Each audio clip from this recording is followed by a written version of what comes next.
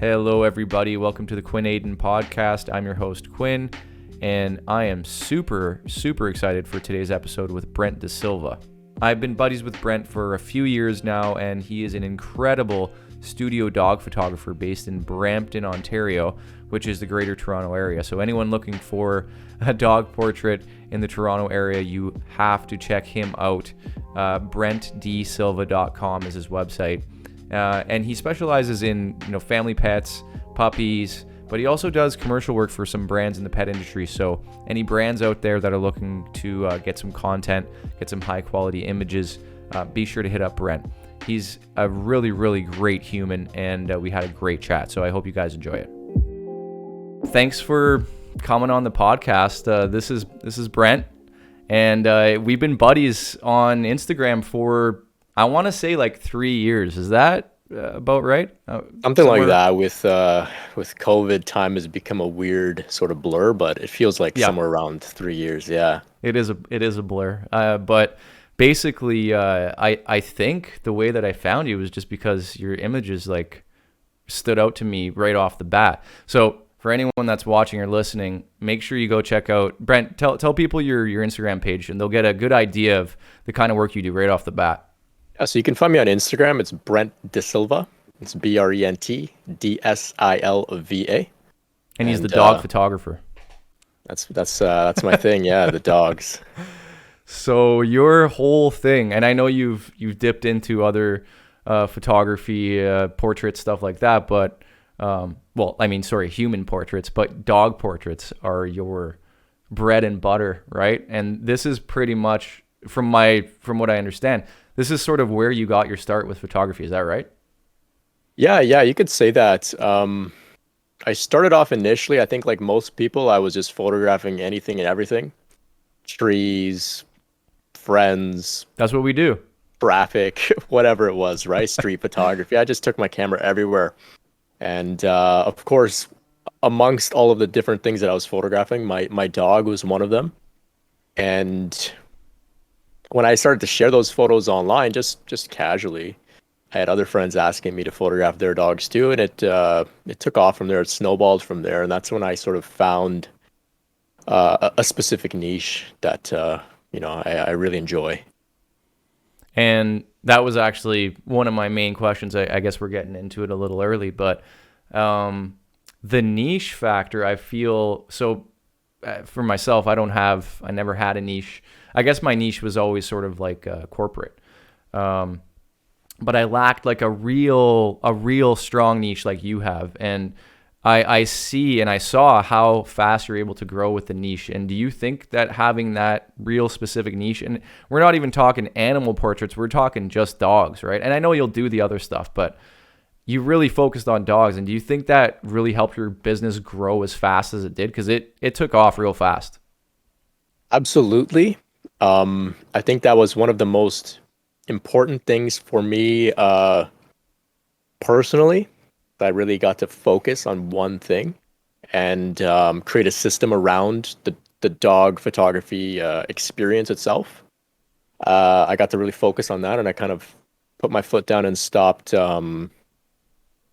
trying to do headshots and do events and then also do some dogs here and there, which was for me a little bit overwhelming because it's all very different in terms of how those shoots go, in terms of the type of communication that you have with your clients and whatnot. So when I really sort of got razor sharp and focused on the dogs, it did absolutely help my business. Like I said, for me personally, and then for my clients as well, or maybe not even just my client, just for my brand in general, I found that people would find my work and they would say if they like dogs or they in particular liked my style of dog photography, that's how I kind of would hook them in, as opposed to them coming and seeing my work and they're seeing, okay, this guy photographs some nice things and maybe they're good photographs or whatever, but they may say that I photograph trees and I photograph people and there's some kids and there's maybe some corporate headshots and there's some dogs too. And necessarily what they want to follow and have in their feed on Instagram, for example. So maybe they wouldn't, come to my page and hit follow. But when I really focused on dogs, and then I remember it was a very specific decision that I made where I said I'm gonna stop sharing other photos, and it's gonna be just dogs. And that was difficult for me actually. And I still kind of feel this a little bit of like I guess it's like a little bit of sadness because I have some great photos that I really like of things that aren't dogs that I don't feel it's best for my business to share them, on Instagram. Of course, we could share, stories that are temporary and whatnot, but that was a difficult decision for me to make. But it was something that I had to do because I recognized that specialization was going to help me a lot. And like I said, it helped me personally with my business, and then of course with my brand too. Yeah, that's. I mean, I struggle with the same thing. I'm not as good at not sharing the stuff as you are, unfortunately. But yeah, I think that not having a niche, and I've learned this over the years, and I haven't really followed my gut with it. I think because what ends up happening for me is I get pulled into other jobs. So some other stuff comes up, and then seems like I don't have time to niche. But what you're saying is like you don't really need. Or what I'm sort of getting from you is you don't need time to niche. You just have to do it, right? You just have to strip it down to one specific thing. I don't think in my head I have it built up as this big endeavor. Like I need to make a whole new business model and whatever. And I'm sure that became a part of what you did. Obviously, you've got your dog shirt on here, so you've branded, you've got your logo, you've branded yourself as the dog photographer. So there that is a part of it. But like you said, you just started by just posting dog photos, right? Right, exactly. And there is something to be said, of course, about being a little bit more flexible with the things that you do share. It shows that you're multidimensional, and I feel like it's a little bit more personal, because you get to show that, look, I'm going out on a trip and I'm taking some landscape photos. I'm not just a corporate headshot guy, or I'm not just an event guy, or a person that does. I think you did automotive stuff as well. It shows that you're a multidimensional person, right? And of course, there's Definitely. another component when it comes to brand, and that's the personal aspect, right? We're not just connecting Yeah. with your work and your art, we're connecting with you as a person. And so we get to see that from from your approach as well. I see that you are a person with a life who goes out and does more than just a particular niche. And for me, that's something that I've recognized is that I'm kind of I'm guilty of not putting out as much personal things as I would like to, or as that I feel Hmm. like I need to. Sometimes I think my page is just a page of a bunch of dog photos, and there are pages on Instagram that just kind of repost cute dog photos, which they kind of Oh, curate from all over, right? And people follow them right. uh, just to see those photos and just enjoy them on their feed. And so sometimes I think I'm just kind of like that, and I got to be a little bit more personal and show that I am a person that creates these photos myself. Yeah. I have more to my life than just photographing dogs, and so there is something to be said, of course, about being a little flexible. And it's something I got to think about too, because I neglect to post a lot of stuff on my story, which I think is a safe place to Hmm. branch out a little bit. Yeah. Yeah. I think and it's all about the algorithm in a way too. That there's something there with that too, or not even the algorithm, but social media. People like to see just the dogs. They don't like to see, like you said, they don't like to see all of and this is like irrelevant of whether or not it's a potential client or not. People just scrolling. They like to just see like one cohesive page. Oh, I'm going to follow this person because all they post is dogs and I want to see more dogs, right? So Right. it's not only from a client generation standpoint, I think it's also in getting the followers, right? Because I don't get those random followers because I don't have that. And also, you've got a great niche, dogs. Who doesn't love dogs? I mean, maybe some people. I'm a I'm a huge dog lover. I've got two dogs. That's what drew me to your photography. Not only the fact that it was amazing, but it was dogs. So Yeah, that's thanks so right up much. my Thank alley. you. Yeah, thanks a Um, lot. so in that vein, then let's talk about your style and how you were able to develop that style. Because for anyone who hasn't, you should again go check out Brent's work on Instagram and also on your website. I would assume it's up there. But yeah, go do that. But if you haven't, Brent takes some really, basically, they're really kind of close up. A lot of them, I would say. The dogs get real nice and close to the lens. I feel like you're using a wider lens Yeah. a lot of the time. hmm Talk about your process and how did you develop the process? Was that something that came quickly or was it just trial and error? I got a lot of inspiration initially, and I'm still very much inspired by Platon, photographer who has photographed a bunch of presidents, great artists, actors. He does a lot of black and white work, Hmm. and his kind of rebellious side is to use a super wide angle, which, of course, if you know about portrait photography theory, it's something that we generally would say we're not supposed to do that. We're not supposed to distort the subject with Right. super wide angles. And I really liked his style because it was different and it was very simple in that way. And I kind of started applying that to dogs, and I found that being super wide, having a super wide focal length, it was a unique style. It was a perspective that people haven't necessarily seen their dogs in before, so that gave me a little bit of a strong attractiveness to my work because people can say I never saw my dog with such a huge nose, or I never saw them with such a big head, for example. So that's what I want to do as well. I want to give people a perspective of their dog they may have never seen before. Um, Very cool. and it lends itself to the fact that I can be so close, and which is very important for me because I get to engage with the dog directly. I get to pet them, give them treats, and in some cases, Right. quite literally just trap them to be on the backdrop where they can't run away because I'm right there. So Yep. it all kind of came together in that way. And so the wide angles really contributed to my style like that.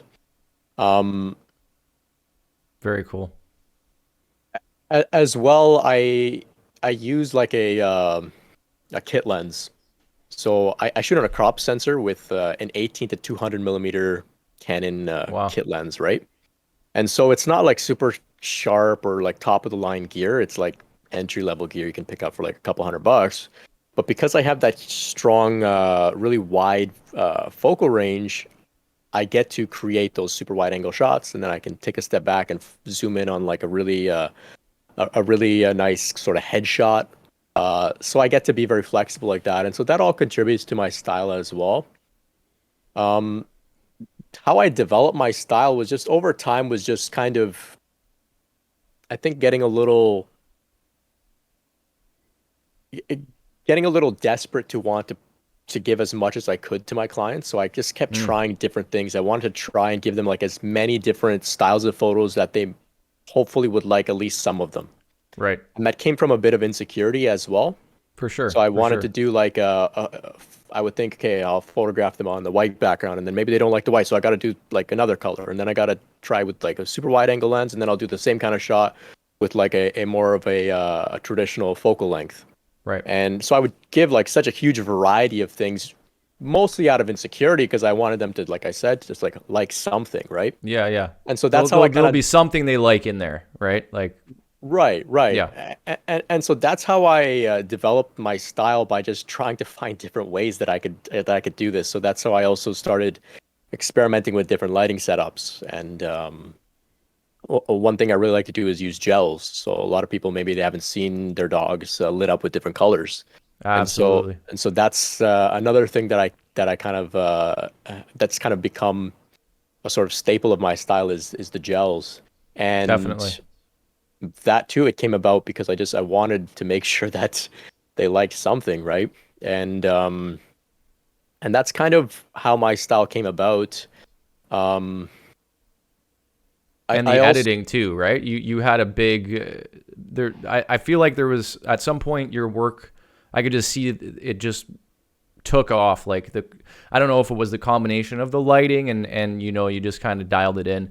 But I feel like your editing got to a new level too, which brought the photos to a new level too. Great, thanks so much. And I appreciate that you noticed that too. I was actually just today before our talk, I was looking back at some older photos, and there were photos that I loved. I felt like my clients loved them. I was happy to share them, really proud of them. And I'm looking back and I'm looking at the retouching that I had done, like the color correction, I just overdone it. And I think Okay. when I toned it back, Mm. that's where I felt things really got a lot more. I feel like my work went to another level just when I stopped putting too much Going effort so into the, heavy. yeah, into the retouching. And when I say the Yeah. retouching, I mean mostly the color correction. I was pushing the contrast like way too much. I wasn't mindful of like my highlights being blown out. And a lot of my photos, I look back and the highlights are blown out. And I thought, I don't know how I didn't notice this before. I Yeah. guess, like, Just your some dogs, eye. right, right. I was just blind to it. Like Yeah. some dogs have like white, like patches and whatnot, and they're all blown out in a lot of these photos. And I was just thinking, I'm happy that I have those raw files still, so one day I might be able to go back and improve on my color correction. But that definitely was a key thing that took my work to the next level was when I just stopped being so heavy-handed with pushing the colors too much. Interesting. Um, my style isn't to I don't do a lot of tone stuff. Like I don't change the I don't add color tones to the shadows and whatnot like you may do in like, like a nice landscape photo or like street photography. I don't do any of that. Yeah. Mainly because I don't have the skills to do it. I don't want, and I just want people to look at their dog and have it kind of be realistic in a sense, Yeah. as opposed to For the sure. white balance being all weird and stuff. I want them to just see their dog and not be like, what did this guy do? So I don't really touch that. And I just make minor adjustments to the shadows, minor adjustments to the black levels, exposure, of course. But when I just kind of took my foot off the gas on the color correction, that's where I felt like my photos were they had less mistakes in them. I feel like anybody can look at this and maybe say Hmm. maybe there's some room to improve, but it's not as like blatantly obvious as it was in the past. Yeah, like I said, a lot of my photos, the highlights were just completely gone. Well, but you know what's making me think though, because you said that you use a crop sensor. You're not using some $7,000 camera body, and you're not using like a $3,000 lens. You're using a kit lens and a crop sensor. So there is less. You don't have the dynamic range that some of these higher end cameras do. And what a lot of photographers I think don't realize is it's actually really good to learn on a camera. Not to say that you're learning, but that's what you were shooting on, and you honed your craft with that camera and didn't rely on the dynamic range and didn't rely on your ability to bring the highlights, dial those highlights back. You had to nail it in camera. You have to nail it in camera more than when you have all of that dynamic range to work with and all that, right? Right, So right. it's kind of like we're like learning guitar on a shitty guitar, and then you get a good guitar and you're like, what is this, right? And it's this similar kind of thing. So starting with that tool, and so what? Why haven't you upgraded like your gear? Is it's obviously not important to what you're doing right now. Maybe if you were to, branch off into other types of photography, you would. But it's working, obviously, very clearly it's working. So is there a specific reason why you're sticking with your current setup? Just cheap, man. No, no, like I would like to upgrade. It's just when I look at it from a business point of view, I see the amount that I would spend on a new camera, Yeah, and I recognize that if I were to put that into like some marketing, I could get a lot more exactly. bang for my buck out of it. Um, Prints, you do the prints, you put them all over the place on your wall. right, Huge, right. right? Of course, the camera is like it's your main tool. It is something that should be, purchased with a lot of thought, and not something that, we just grab any camera off the shelf and go. It's something that we should think about. And I do have like some reasons that I use the crop sensor, mainly because I can use that really wide focal range from 18 to 200. There are no lenses like that for full frame cameras. Mm-hmm. As far as I know, I don't think that there exist. And I like that because the dogs don't stay just in one spot like a person does.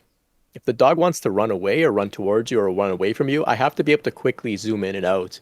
Otherwise, we're gonna be there all day hoping that they'll just sit and stay, and then Yeah. I'll back up and get in position and all that kind of stuff. So I like having that wide range.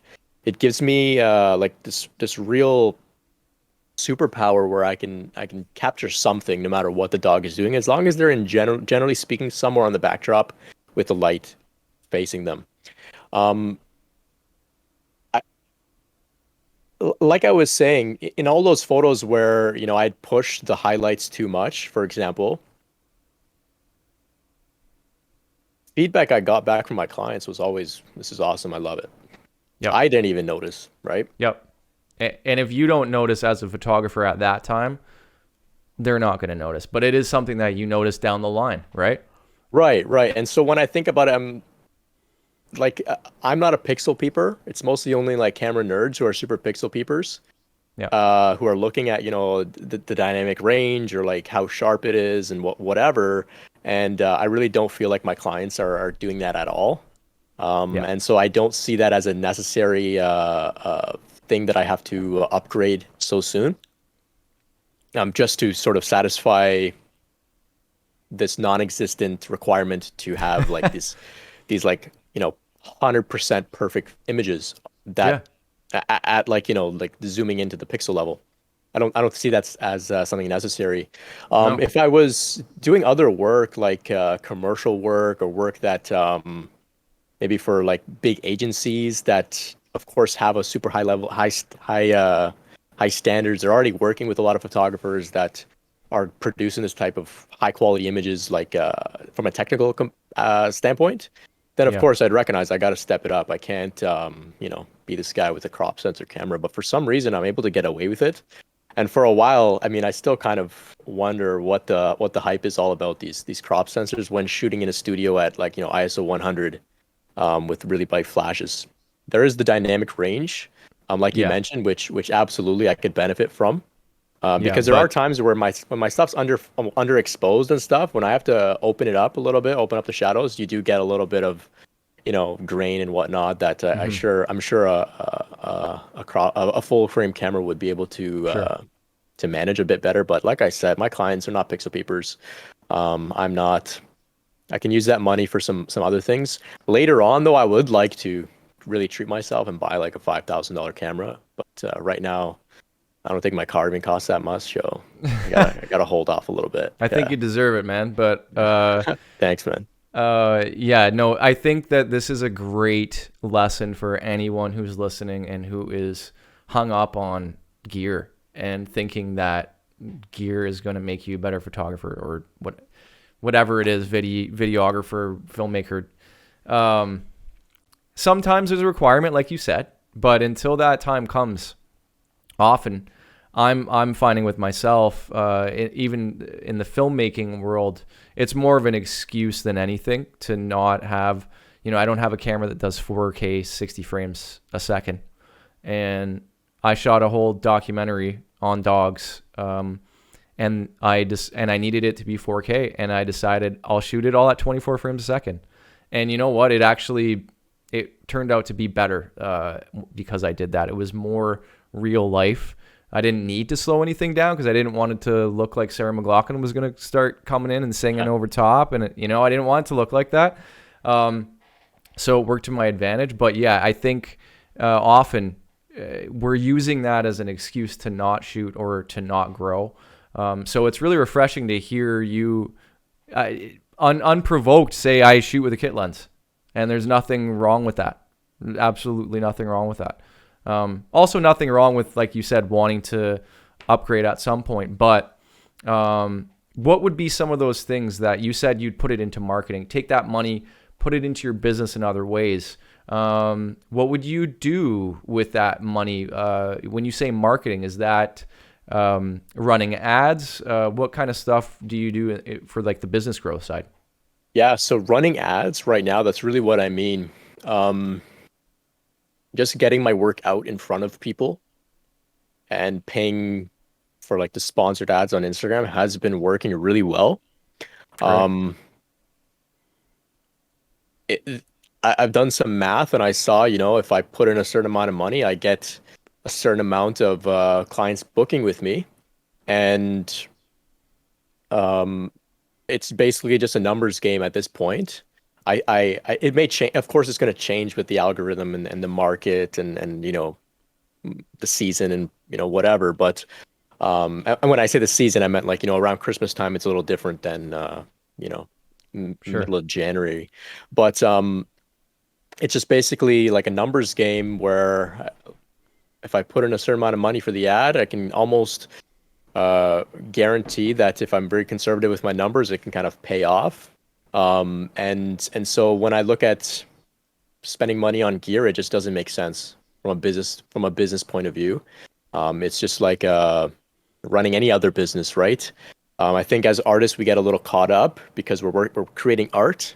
Some of us Yeah. have the bug to buy new gear. We're addicted to buying new gear, and Hmm. I totally understand. I've been through that as well. But I'm at this point, I'm trying to like make a living and and pay bills and whatnot. And so I've got to be wise with the things that I buy.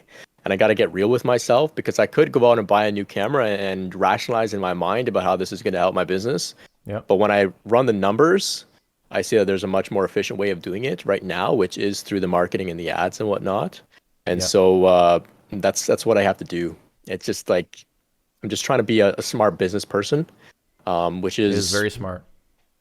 I'm not like I'm not like a business guru or something. I'm trying to learn and I'm trying to take it seriously as opposed to just saying I do this something as, a hobby or something I do on the side or just the weekends. I'm trying to really make it a thing that can be sustainable long term. And so looking for where I can spend money wisely is important to me. Very smart. Very, very good advice. You mentioned art, being an artist just now, and that was something that's really what this podcast is meant to be about. It's different types of artists coming on and sharing their sort of stories. And I was curious to ask you how much of an artist does this craft make you feel? I know you've dipped into different types of art in the past. I know you did some music in the past. Is this sort of the most fulfilled that you've ever felt as an artist? Absolutely. Yeah. Um, I think growing up, I always wanted to be an artist. Um, I just never had the raw talent I feel to be a painter or to draw, and I was really envious of kids in school that could do that. I felt like I really wanted to be able to create that kind of stuff. Um, so when I picked up the camera, I was able to sort of satisfy this urge that I had for a long time, which was to create visuals and whatnot. And so I feel definitely very satisfied uh, where I'm at now because it's for myself as well, but it's also like something very practical that other people can take with them. A photo of their dog. That's Hmm. sort of I like to say that I like to immortalize dogs through art. And so it's serving a purpose in that way. And so it gives me a sort of like work satisfaction. I get to have that satisfaction as well. It's not just art, it's also work. So I get both types of that satisfaction. That's amazing. Um, What does the immortalized dogs through art? What exactly does that mean? so what that means to me is that the first dog that I photographed, other than my own, was a friend of mine. Her dog was sick, and she saw my photos on Instagram or Facebook or whatever, and she said, "Hey, like my dog's sick. I need you to capture some photos like what you've been doing of your own dog." And I recognized then that it was serving a purpose.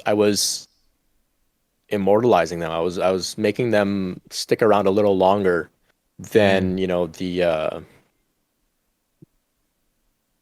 then of course, a dog's life, which is, 10, 15 years, if we're lucky, right? And Mm-hmm. so I'll be honest, I do play on that emotional component in my Mm-hmm. marketing and whatnot.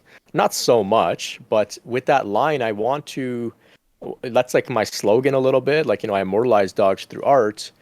I'm playing on the fact that they don't stick around forever. And that's a scary thing that people don't want to think about. Of course, Mm-hmm. like with Mm-hmm. anything with people, we all have to die. But I just want to give people an opportunity to capture some great images so that they can hang on to that memory a little longer. And so when I say that, it's kind of like memento mori, remember you must die. It's kind of like hey, remember your dog's not going to be around forever too. So if this is something you're considering, Mm-hmm. now's the time. Because I do have some people, some clients as well who they message me, hey, I'd like to do this, and then a few months later, I might see them posting and say, their dog passed away, and they never came around to photograph them, and it's sad, and I want to. I wish we could go back and make something happen, but I'm Mm-hmm. really playing on the fact that dogs don't live as long as they should. Fortunate, of course, Yeah. but you know, one thing that we can do is take good photos, and so that's kind of my admittedly a little bit of a selfish, sleazy approach to business, but that's I don't business. think so. So, I don't think so. I don't think it is because um, it is like you said. People don't really like to think about that stuff, and sometimes they wait till it's too late. Um, and I think it's such a beautiful thing, a tribute, beautiful tribute for you to be able to have a professional portrait of your dog forever. Um, I'm not a big fan of the doing taxidermy on your pets because that's a little weird, a little too weird for me. Seen people do it. I don't know. that's So funny because there's a taxidermy place somewhere up in like Orangeville area, and I drive past sometimes, and I think that's the next level for me. yeah, I don't know, man. Maybe you could team up. I don't. Is that a good idea? Um, yeah. No, I think I know what you're saying. You do. You're definitely playing on the emotions a little bit, but you know what? Who, as artists, that's what we do. Yeah. Right. What movie have you ever watched? What documentary have you ever watched that isn't playing on the emotions, right? And sometimes that's what we need in order to make change in the world. And you are making change in people's lives by doing this stuff. So yeah, I have no problem with that personally. Maybe some people would. I don't. Um, on the art subject, are there any other? I did mention the music. Is being an artist sort of in your blood, or did you sort of find it through photography? Like you said, you always wanted to be an artist, but you didn't necessarily know it would be through photography, I assume, right? No, I really didn't. I know I completely overlooked photography in high school. There was photography classes, had no interest in them. It was about 10 years ago I heard Gary V. I read one of his books, and he said visuals are going to be everything. And I thought, if I want to stay He was right. relevant, I've got to pick up a camera and learn how to use this. And Right. that's really how I started. It just came out of like this. He almost like scared me because I used to write a lot. I used to write, Mm. and I thought I can't just write. I've got to learn how to create visuals if I want to stay relevant with the internet and whatever. You need the Or if I want visual to to go along with the writing, right? right. Or if I want to be employable. Mm-hmm. It would benefit me to be able to learn how to use a camera. So that's how I learned, and that's why I found, oh, this can really satisfy my urge to create and play with color. And from there, because I learned a little bit of Photoshop, I learned a little bit about, color theory and composition. I started to experiment a little bit with like sort of digital paintings and messing around with Photoshop effects and just trying to create Cool. um, sort of psychedelic inspired art. Mm-hmm.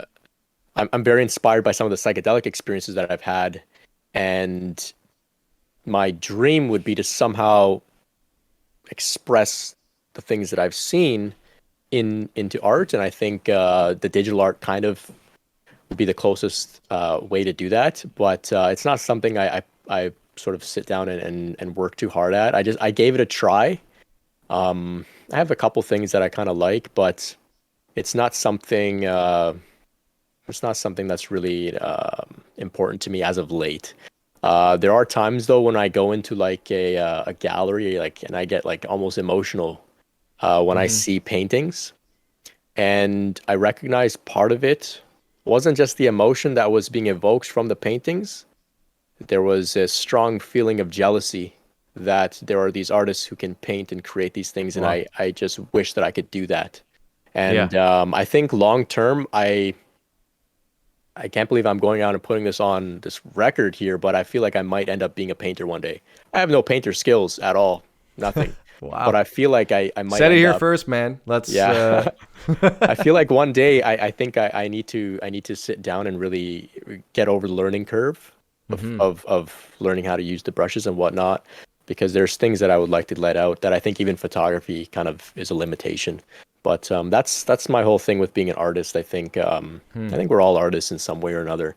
Took me a while to admit That's that I am an artist. I feel like it's only been the past like year or so that I kind of can say I really am an artist. Yeah. well Yeah. interesting you say that because that is literally one of the main, from a personal standpoint, one of the main reasons I'm doing this podcast as well, because I really struggle with that. I really, really struggle with feeling like an artist. Sometimes I feel it, sometimes I don't. I do projects where I feel it and then I lose it. And part of my goal is to talk to people like you to inspire me.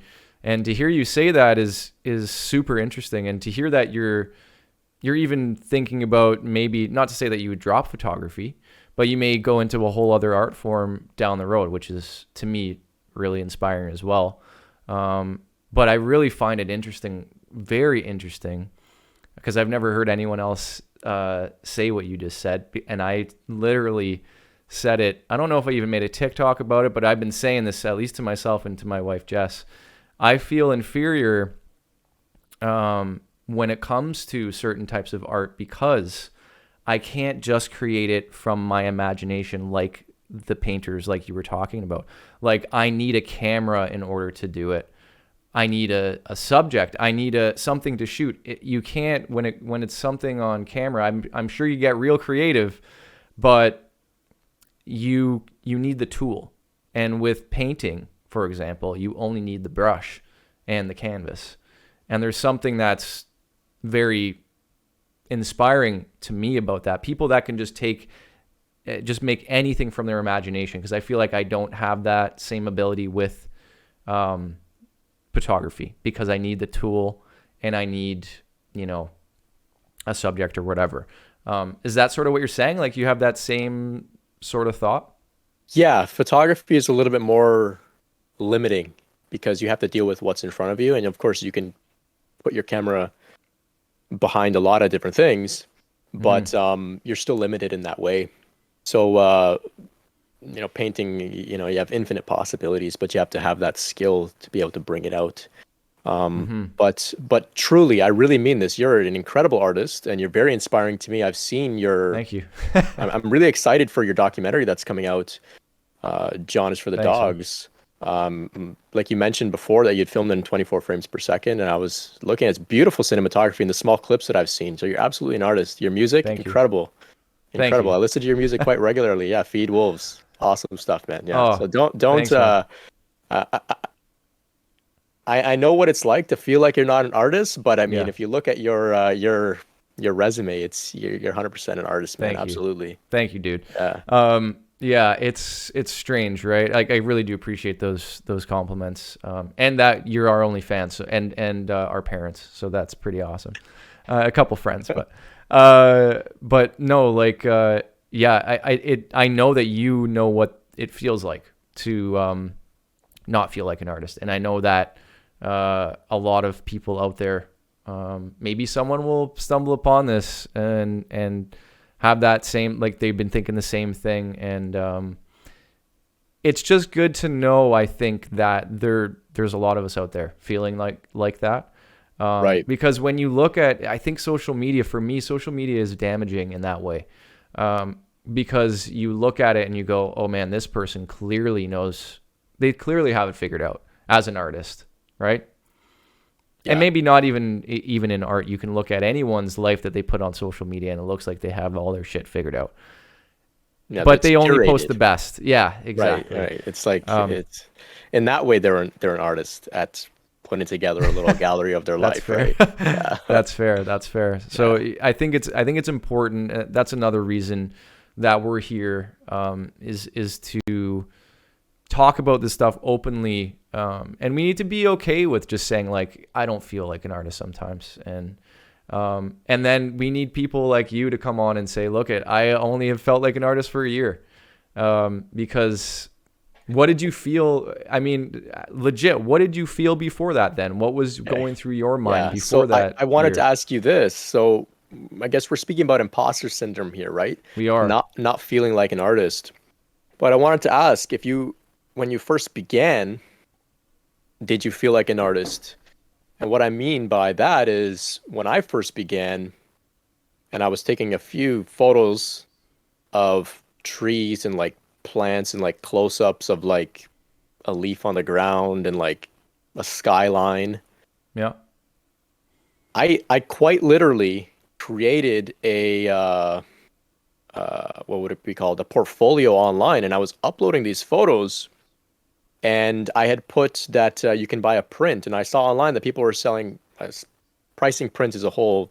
We could talk about that all day, but people are selling, an 8x10, $50. And I thought, okay, people can order prints from me, $50.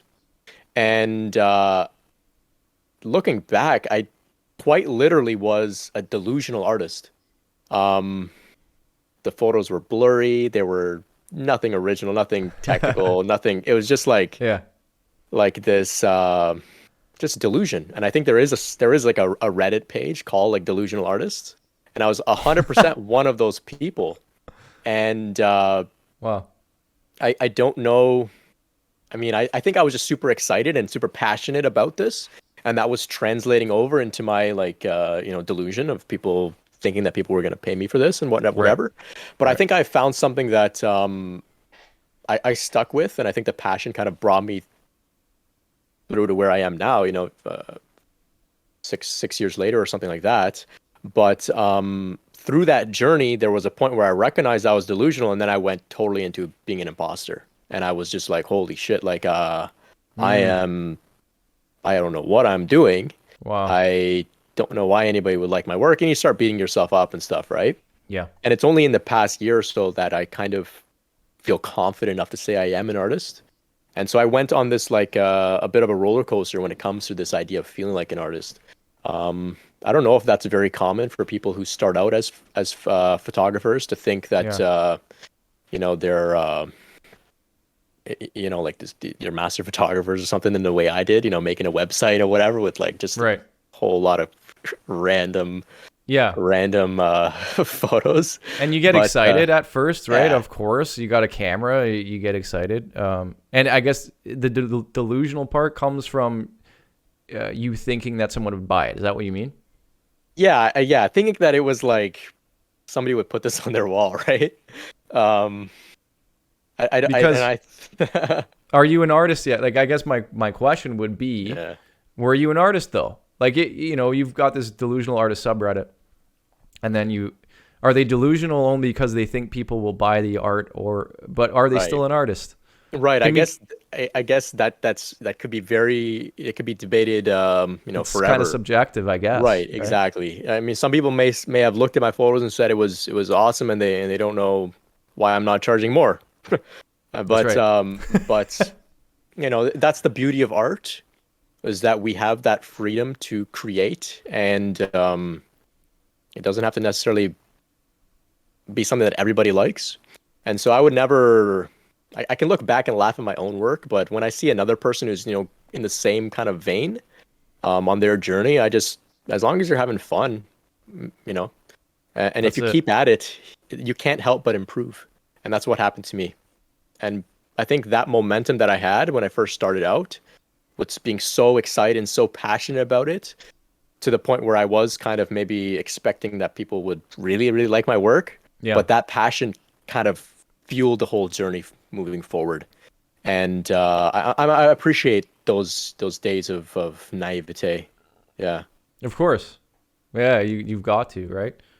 Do you look back at your that photography and think like, oh man, I had like you said, there's some blurry stuff, whatever. Do you look back and say like, oh, I had no idea what I was doing, or do you look at it and go like, oh, okay, I can see there's potential there. Like you know, you had a natural, like you can, I mean, I used to teach photography. You can tell when someone's got the natural sort of the eye for it. Do you look back at your old stuff and you can see that in it? Right, I think so. Yeah, there were some photos that I remember experimenting with the lighting. I didn't understand lighting, but I was just looking at it and trying to create something unique and different.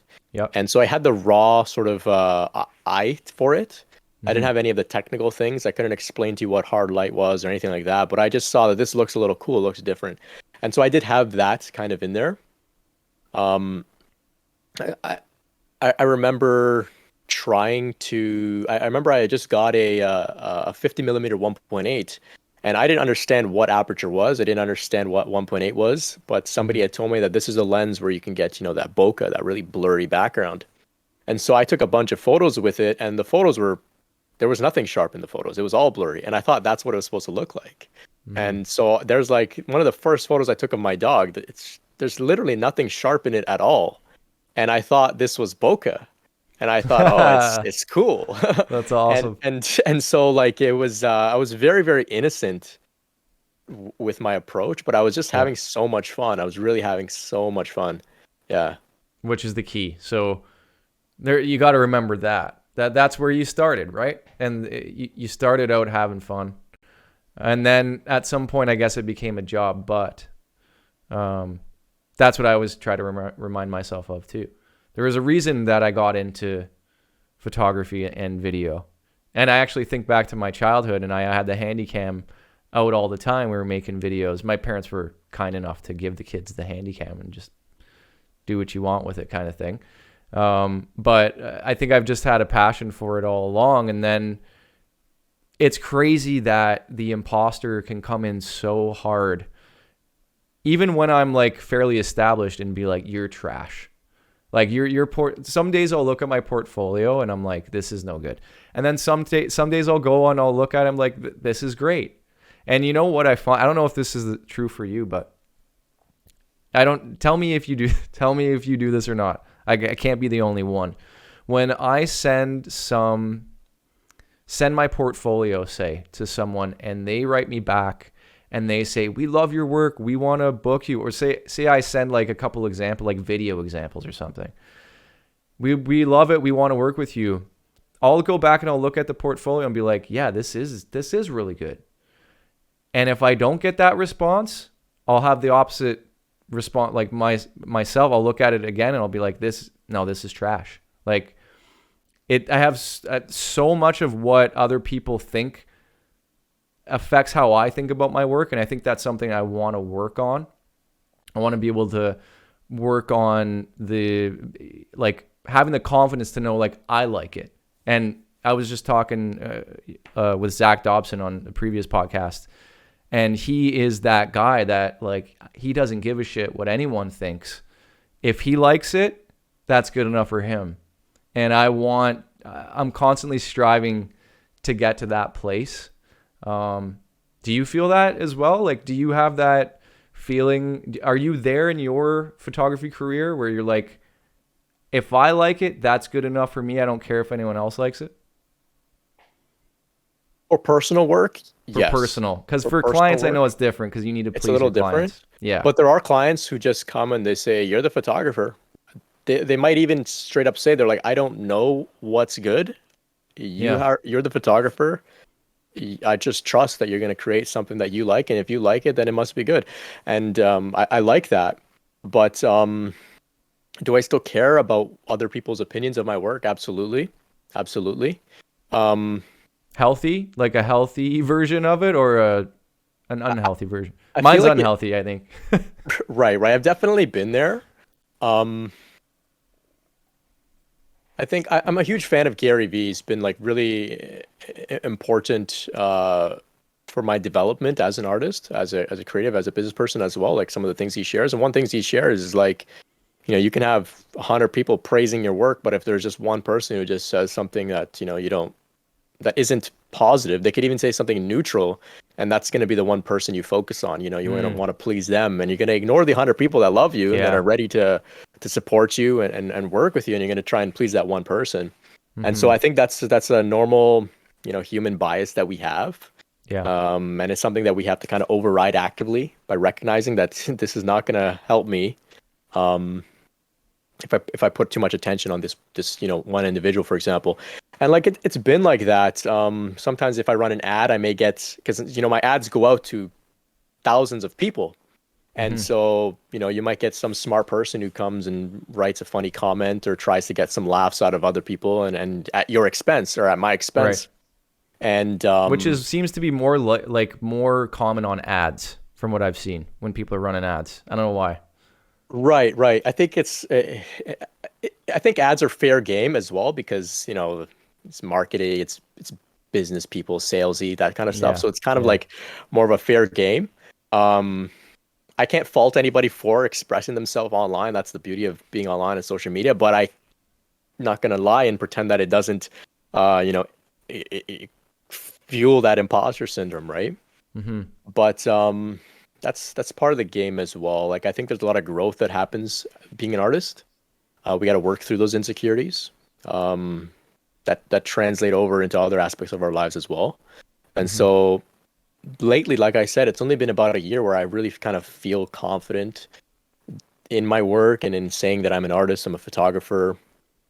And I feel like that's kind of translated over into my overall self-esteem as well.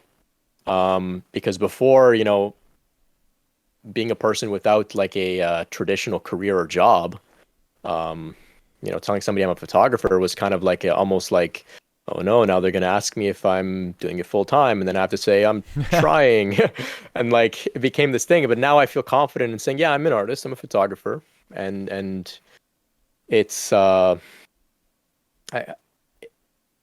it's helped my overall self-esteem and confidence just in life in general. And then Wow. it's been a journey for sure. So you actually you say I'm an artist, I'm a photographer. You're confident enough to use that term. I typically would say I photograph dogs usually, but I'm comfortable with saying I'm an artist. Yeah, yeah. I think That's great. uh, I think saying I'm an artist, I would hope that maybe somebody would ask to see my work, and then I can show my work, which at this point I am proud of. I'm proud Mm-hmm. of, and I like to show it. Yeah. Yeah, because the strange thing I think about photography is it doesn't always end up in that traditional art category, right? It doesn't. Not every photographer feels like they're an artist. What every single painter feels like they're an artist. So I haven't quite figured out why that is. That could be related to what I was talking about earlier with the fact that you need the tool, you need the subject. It's not coming straight directly from your imagination. So there's this like, but that doesn't mean that it's less art. Um, so I'm constantly trying to figure that out. I do think though, especially with someone like yourself who has developed a style. There's something to be said about the style and developing a style. I really do think that you become more of an artist as you develop that style. Do you think you would feel the same way if you didn't have a clear sort of style? And I think that also includes your gels that you were talking about, right? With you Right. kind of do light painting in a way Hmm. with your colors. I think that's absolutely something that contributed to me feeling like an artist. And I think the reason that people don't always consider photography to be an art might be because everyone has a camera and everyone does take pictures. Mm-hmm. Whether Mm-hmm. they're for artistic purposes or just to show somebody, what's going on or whatever. We all are taking photos, right? And Yeah. so it becomes a little bit of a gray area whether, we could say, is it art if I'm taking a photo of something to show my friend about, what I just bought or whatever? We could argue that it is art. You could argue that it isn't, Mm-hmm. but style is what sort of separates your work from just any other photo or snapshot.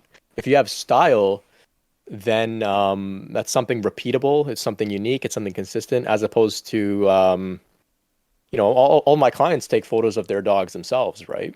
But they come to me for my style. They come to me for my style as an artist, and they may not consider themselves to be artists when they're photographing their dogs. So maybe Mm-hmm. that's what it is, right? All painters might consider themselves to be artists because maybe not everyone paints. Photography is such a new, it's a new medium that, we're all doing it. Mm-hmm. But if you have style, or a particular set of skills that you're able to create images that not everybody can create, I think that earns you a little bit more of the title of artist. Um, I shouldn't put it that way. I shouldn't say it earns you the title of artist. I'll just speak for myself and say that it gave me more permission to give myself that title of an artist. Yeah. That's totally fair, man. That's totally fair. Um, you talked earlier about different types of photography, but you don't really necessarily post it. Is that something that you're looking at expanding in the future? Do you see yourself just sticking with the dog niche? What about cats? Have you? I'm just kidding. But I mean, you could, I guess. But yeah, Yeah. is that something that you would be looking at doing? And if you did that, would you completely niche those separate things as well? Because I know you did create a portrait page at some point. Yeah, so speaking about cats specifically, I do photograph cats, rarely. I just don't promote it, because a lot of people's cats don't leave the house, or if they do, I also don't Right. feel 100% as confident as I would working with dogs in capturing great images, Hmm. because cats are, they just do their own thing. So They that's do. why I don't really post about it, but I do like cats, and when they do pose, they pose really beautifully. And sometimes we'll give them catnip, and they'll get a little stoned and kind Get of a little lounge nuts. around. Yeah, so they're fun to photograph, but Get those psychedelic colors going. yeah, yeah. So I actually have a cat coming this weekend with three dogs and a cat. So it should be an interesting, exciting Wow, shoot. Um, that's funny. Take some yeah. behind the scenes of that one. You never know Yeah, what'll happen. it's gonna be pretty crazy. Hopefully I'm mostly concerned about the cat cooperating, but Yeah. sometimes they're great. Um, but I photograph other things too. Like I started off doing a lot of headshots. So I had learned a lot of headshot work from Peter Hurley online. He's an excellent headshot photographer, so I kind of took his methods and techniques and ran with it. And so I was doing headshots and I was enjoying it for the most part, but the dogs were just far more exciting for me. So I kind of put headshots aside, and I'll do the odd headshot now and then if I get sort of word of mouth or whatever, if I feel like it, or if it's a friend or something like that. I'm happy to do that. Um, at some point, I would like to get into more landscape work. Um, in combination with travel that I hope to do, when this lockdown ends and whatnot. So I'd like to travel with my camera, create Hmm. landscape work, and maybe, just maybe, sell some prints and kind of pay for my travels or pay for a part of my travels in that way as a business person. I think that would just create a nice like little cycle where work is play and play is work, and it's all kind of blending together and whatnot. That's kind of like a fantasy right now with COVID and whatnot. I'm just like dying to go travel somewhere and Totally. take some landscape photos. So that's something I like to do. I do the odd like portrait session as well, maybe family portraits, events and whatnot. With usually it's clients that I photograph their dog, and then they may have some event or whatever coming up, and they like me to photograph the event too. But that as well, I don't really promote it that much. I did try to create another Instagram where I posted exclusively portrait work. Mm-hmm. And then, this COVID lockdown, all this kind of stuff happened, and it kind of killed the whole Yeah. photography thing, and I lost momentum with that. Yeah. But I love all types of photography. It's just I found something in the dogs that just kind of works out well in terms of a niche. It's something unique and different. There's a lot of dog people on Instagram as well, like with their dog pages and whatnot. Yeah, for sure. And sometimes working with people, admittedly, can be a little difficult too. So there's a lot of plus sides working with dogs. One of the rules in film is don't work with animals or kids. So you've broken that rule. Really, I didn't know that. I didn't know that. Yeah. So you just said it's easier to work with dogs than people, which is completely opposite of that rule. But I kind of get it because, I mean, from the outside looking in to your photography, it does look like you really have the ability to. You don't see any panicked dogs in your photos. You always seem to get them calm. So I'm assuming that you're a bit of a dog whisperer at this point as well, with meeting new dogs, getting them comfortable for the shoot. I'm sure you've got your tactics. As someone who owns dogs and may want to do some shoots of my own at home, you have any tips for just basic at-home dog photography? Yeah. So because you're a photographer already, and a great one at that. Thank you. This tip will, I think, be all that you need. It's just dedicate an hour and a half just to photographing your dog. It's not a quick thing. It's yeah, not a just 10-minute... dedicate a full hour and a half and see what you come up with. I think that is the biggest thing, because wow, when we photograph our dog, for example, with our phone, it's usually like a 30-second thing and it's over.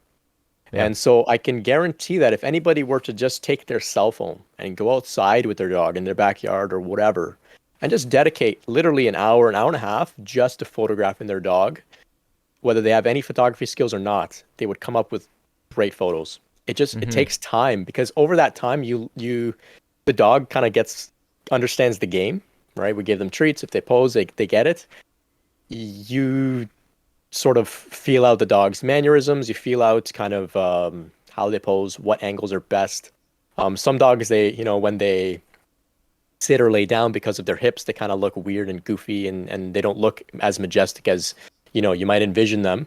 And so you got to find the right angles where they do look the way that you like, and that takes time. And so just dedicating like a good chunk of time to photographing the dog exclusively, you'll get great photos. That's really one of my major, I guess you could say it's a secret. It's like people are coming to me, clients are coming to me because I photograph dogs and it's what I do. But it's also because it's like a dedicated time window where it's like, that's all we're going to do. Yeah. And I'm blocking that time off. We're going to block it off together, and that's what we're going to do together. It's kind of like, it's kind of a weird analogy, but it's kind of like if you have like a gym partner. No, your gym partner holds you accountable, so you're going to dedicate that time to go to the gym or to work out or whatever. Right. And it's like, coming to me, I'm like the gym partner. We're going to dedicate this time, and we're going to photograph your dog nonstop for an hour and a half. And your dog is going to get antsy. They're going to get bored. They're going to get tired, and we're going to just poop them out. And at the end, it's going to be all worth it. And so that is kind of my approach, is just dedication to the full session. So give that a try, and I'm sure you'll create like great images for sure. That's a huge tip, and I think that applies to most types of photography, not just dogs, right? We live in this society now where we want everything super quick, and even me, when I've done home shoots with my dogs before, they start to get impatient. I go, yeah, we got it. Like, it's good enough. So that's a huge tip for me, and I think for anyone out there who's listening. Take the time. Take the time, and like you said, it can even be on your phone. But the longer you take with anything, the better the result's going to be. With this documentary that I did, the longer that I sat with John, the more juicy stuff that came out, the more stories that came, right? So it's with anything, I think, anything creative, you just have to give it the time, right? Absolutely. Yeah, you're right. It is with really anything. Even landscape photography, right? Subtle changes can make or break an image or take it to another level. But those changes, we only notice them when we really sit down and say, I'm going to just photograph this one landscape for half an hour. I'm going to let the sun set, and we're going to get stuff while the sun is up, sun setting, and then maybe there's some cool stuff at night too. Same location. Mm-hmm. If we dedicate the time to do that, and I think that's maybe one thing that separates like a skilled photographer from the average person, is maybe the average person just doesn't put in the time. And I don't mean it in a way of like they're being lazy. It's just like if they were to just say, I'm not going to do anything but take photos for the next half an hour, they'd come up with great stuff too. You have no choice. You have no choice. You're forced to try different things and get creative and learn on the spot. So I really love that tip, man. I think that's a super valuable tip, and you provided a lot of very valuable insight, not only to me, to others out there, but especially from the artistic standpoint, the artistic lens. I really appreciate your insight and appreciate what you do for your art, but also coming on here, sharing it, being honest and vulnerable, man. It's really awesome. I really appreciate it. And I know I've kept you over an hour, so we'll wrap it up. But I would love for you to come back on sometime down the road, and we'll do this again sometime. Does that sound good? Yeah, anytime, man. I really enjoyed my time with you today, and I really appreciate the chance to come and chat with you here. This is great what you got going on, and there's a lot of artists out there that are going to benefit from the messages that you're sharing here. I know Same to you. Throughout my journey, hearing things like like what we're talking about would have really helped during those times where you don't feel so confident in what's going on. But for sure, it's good that you're doing this. I really appreciate it, man. Of course, man. So and again, thank you for coming on. Tell everyone again where they can find you. I'm going to link everything obviously in descriptions wherever, but just in case anyone's listening, let them know where they can find you. Yeah, so you can find me on Instagram, Brent De Silva, and online, brentdesilva.com. That's BrentDesilva.com, and that's my website. You can find me. You can find all my socials and whatnot from my website. So it's pretty simple. Yeah, and I look forward to connecting with you all. Thank you. And you're GTA, right? Greater Toronto Area. Yeah. Brampton. Yeah, so I'm based in Brampton, and I serve the GTA. Perfect. So if you've got a dog, you want to get some pro shots done, you're in the GTA, it's well worth your time to go visit Brent. You won't regret it. And you do prints, by the way. I wanted to touch on the prints, but we'll get to that next time. But you'll see as soon as you walk in, or you'll see it on some of his videos on Instagram too. You got the prints all up on the wall, and they look sick when you print them out. So thanks, man. Thanks again, man. And we'll do this again sometime soon. All right. I'm looking forward to it. Okay, buddy.